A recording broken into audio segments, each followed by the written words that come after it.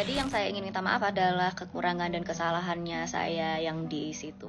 Beberapa waktu yang lalu terjadi satu peristiwa di mana seorang bernama Indah G mengeluarkan pernyataan kontroversial tentang bahasa Indonesia yang disampaikannya dalam sebuah podcast bersama Cinta Laura. Dia menyebutkan bahwa bahasa Indonesia kurang kaya kosakata. Pernyataan ini menuai respon tajam dari netizen Indonesia. Banyak yang memberikan tanggapan terhadap pernyataan tersebut, sehingga akhirnya Indah G meminta maaf. Nah, sekarang mari kita lihat video permintaan maaf dari Indah ini sebelum kita memberikan komentar lebih lanjut. Indonesia itu sebenarnya bahasa yang miskin kosakata, and it's very true. Apabila bahasa Indonesia dinilai sebagai bahasa yang memiliki kosakata termiskin di dunia, maka rekan berpikir izinkan saya juga berteori bahwasanya bahasa Indonesia merupakan bahasa terefektif di dunia. Nah, sebagai sebuah perbandingan, kita juga bisa menilik beberapa bahasa yang agak sulit untuk kita pelajari, seperti bahasa Arab, bahasa Jerman, dan sebagainya. Kita ambil salah satu contoh saja seperti bahasa Arab. Bagi teman-teman yang pernah mempelajari bahasa Arab, tentu akan menyadari betapa sulitnya bahasa Arab, terutama pada pergantian verbnya, atau dalam sorofnya, ataupun dalam nahwiyahnya ketika dikenai misalkan mana kosakata yang feminin, mana kosakata yang maskulin. Nah, karena sulitnya dalam bahasa Arab itu, masyarakat Arab menyadari bahwasannya ini agak tidak efisien ketika mereka gunakan dalam perdagangan, sehingga mereka menciptakan dua style bahasa, yaitu fushah dan amiyah.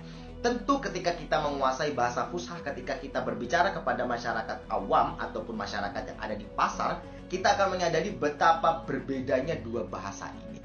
Sehingga kita perlu menyadari bahwasannya dalam dunia perdagangan, semakin efisien ataupun semakin efektif kosakata yang digunakan, itu akan memberikan keuntungan tersendiri karena akan memudahkan komunikasi di antara dunia dagang itu sendiri. Sehingga saya bisa berteori dari sini bahwasanya bahasa Indonesia merupakan bahasa terefektif di dunia.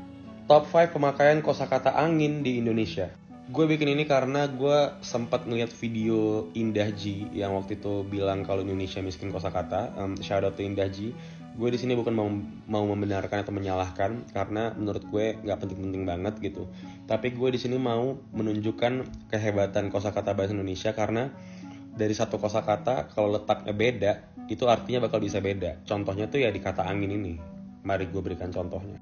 Yang kelima adalah angin-anginan. Nah, lo kalau orang Indonesia pasti tahu nih arti angin-anginan apaan gitu.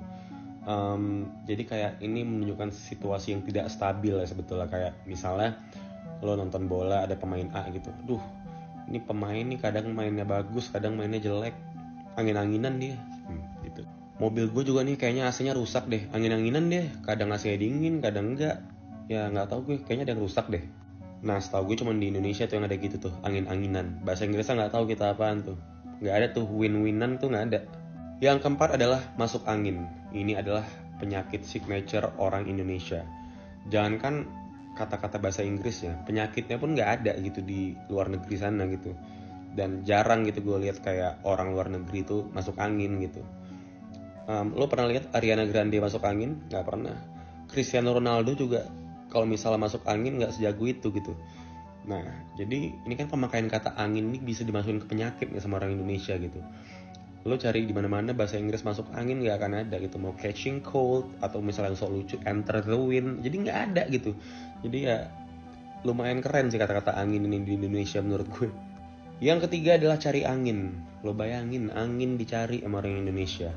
Cuman kita tahu gitu artinya cari angin adalah kita cari udara segar gitu. Misalnya kita habis dari tempat indoor yang lumayan sumpek, lumayan lembab, kita keluar ke outdoor itu buat nyari angin gitu. Ini kalau di bahasa Inggris ini bakal bingung sih, kayak ya I'm looking for the wind, I'm searching for a wind gitu, kayak akan aneh gitu. Kayak misalnya kalau orang bule cari angin gitu, ngerti gak sih, kayak angin dicari sama orang Indonesia. Ini bingung juga gue sama orang Indonesia. Yang kedua adalah angin surga. Lo bayangin angin surga. Gak ada di bule sana, wind of heaven gitu, nggak ada, bahasa Inggrisnya nggak ada. Jadi kayak angin surga ini kalau di Indonesia kan kayak sesuatu hal yang baik akan datang gitu. Ada angin surga nih, ada angin surga, ngerti kan lo? Maksud gue kayak ya kita semua tahu lah arti angin surga apaan. Cuman kan dari sini kita tahu kalau bahasa Indonesia ini bisa diapa-apain banget gitu, walaupun mungkin miskin kosakata gitu. Cuman ya angin surga, lo bayangin coba. Mati aja belum tapi kita ngerasain angin surga gitu. Dan yang peringkat pertama adalah ada angin apaan? Keren. Jadi kayak pemakaian katanya juga kayak gini. Misalnya ada temen lo yang misalnya jarang nraktir, tiba-tiba dia nraktir gitu kayak, ih ada angin apaan lo nraktir kita gitu. Jadi ini kayak menunjukkan sesuatu yang jarang terjadi gitu. Nah entah kenapa ini kalau secara teori tuh, secara struktur bahasa ini nggak masuk akal banget gitu. Ada angin apaan tapi artinya adalah sesuatu yang jarang terjadi. Ya mungkin bisa lah kalau dicari-cari penghubungannya gitu, mungkin di Indonesia jarang ada angin atau gimana segala macam. Cuman dipakai ke pembicaraan sehari-hari gitu. Jadi emang angin ini kalau kita pikir-pikir banyak banget penggunaannya gitu, dan peletakannya juga banyak banget dan artinya beda-beda semua gitu. Jadi ya mungkin Indonesia miskin kosakata, cuman dari kata-kata yang miskin itu tapi bisa dimultitafsirkan jadi banyak banget karena orang Indonesia sangat kreatif menurut gue. Bahasa Indonesia adalah bahasa yang miskin kosakata. Nah, ini ada video yang lewat nih di FYP saya. Well, I'm not saying that I disagree with that statement, but let's appreciate something that, other languages might not have. It's the flexibility of Indonesian language. For example, when we're trying to ask someone's current state, situation, condition, we use how are you, right? And I would say it's a pretty much rigid template which we cannot exchange the order of the words, We cannot use are you how, you are how, we can only use how are you. However, in Indonesian language, we can actually use, some creativity when we're asking bagaimana kabar kamu. Bagaimana kabar kamu is one option, right? But we can actually use some alternatives such as kamu gimana kabarnya? Kabarnya kamu gimana sih? Or even like, udah lama nih nggak ngabarin. Kamu gimana? So is it true that Indonesian language is not rich in vocabulary?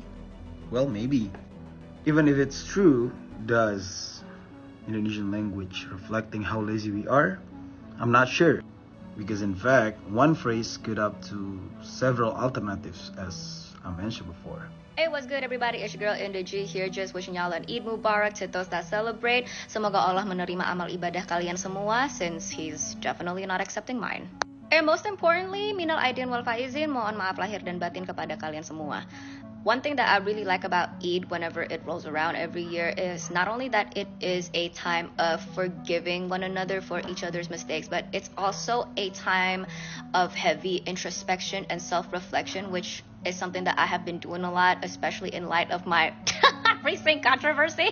Yeah, let's talk about the elephant in the room since everybody's still piped up over that shit. And I will say this, I agree with a lot of the comments and DMs that I've been receiving from people saying that amongst all other things, the one thing that I really severely lack a lot of the times is sensitivity. And it's true, I'm a very crass person.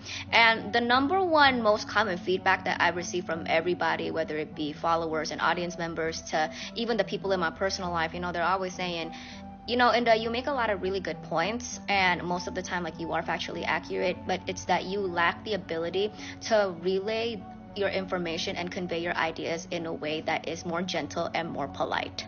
I've come to realize that being a direct and straightforward personality has no place in a society like Indonesia, and I see that now, and I've come to terms with that now, and it is on me that I have not been able to assimilate my character and my demeanor to fit within my current local context. Jadi yang saya ingin minta maaf adalah kekurangan dan kesalahannya saya yang di situ. I'm not apologizing for anything else, by the way, but that one I definitely do have to apologize. Karena ya, semua dinamika dan respons dari beberapa hari ini memang membuat saya sadar bahwa masih banyak hal yang harus saya pelajari, terutama tentang budaya Indonesia. And while I'm at it, I also need to brush up on my Indonesian. Yes, I know. And moving forward, I will be sure to amend the way that I carry myself in front of the camera. I will be more selective with my words, and I will try to be more sensitive about the general population's feelings. Nah, Sobat Maju, begitulah sebagian tanggapan dari netizen Indonesia terhadap pernyataan Indah G tentang keterbatasan kosakata dalam bahasa Indonesia. Mereka mengungkapkan bahwa dalam bahasa Indonesia, satu objek dapat memiliki banyak kata yang berbeda. Sebagai contoh, ada banyak kata untuk menyebut beras, seperti padi, beras, dan nasi. Sementara dalam bahasa Inggris hanya satu kata, yaitu rice. Dengan respon tajam dari netizen Indonesia membuat Indah G akhirnya meminta maaf atas pernyataannya. Nah, bagaimana pendapat kalian?